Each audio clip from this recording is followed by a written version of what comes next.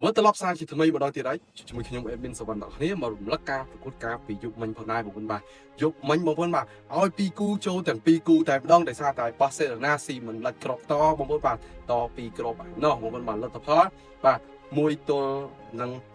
0តែម្ដងបងប្អូនបាទដល់យកឈ្នះទៅលើ Rayo Vallecano បានត្រឹមតែ1ទល់នឹង0ទេឯកលេចទៅមើល Real Madrid វិញប៉ះជាមួយនឹង Atletico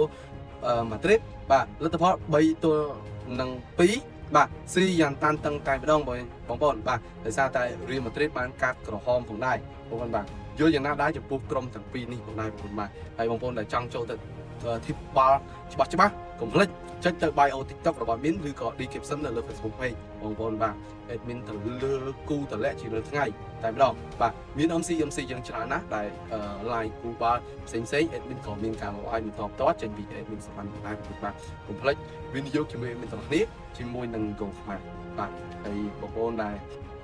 ចង់ចូលទៅក្នុងក្រុមកុំភ្លេចបាទចុច like ចុច share ឲ្យ admin ម្នាក់មួយផងចង់បានតម្រុយគូបាល់អាចឆាតមក admin ក៏បានបាទ admin ធ្វើគូតលាក់នៅក្នុងនឹងរួចជាសាច់តែម្ដងបាទចង់បានពី3គូ4 5គូលុយសុទ្ធសៀងអាស្រ័យលើបងប្អូនតាម admin ឬក៏តាមបេះដូងខ្លួនឯងបាទកុំភ្លេចចូលលេងជាមួយ admin ទាំងគ្នាបាទរំលឹកគូបាល់ទៅប៉ុណ្្នឹងទេបាទយកមិញ2គូចូលទៅ2គូតែអក្សរតែបោះសេទេបងប្អូនបាទស៊ីមិនដាច់ច្រកតបាទធ្វើវាយឈ្នះសង្ឃឹមច្រើនតែប្រវាយ over មិនបាច់ច្រក over ទេបាទបោះសេ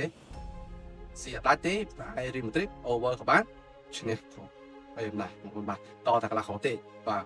រៀលណាបាទឈ្នះតែម្ដងបាទជិះមិញដូចជា admin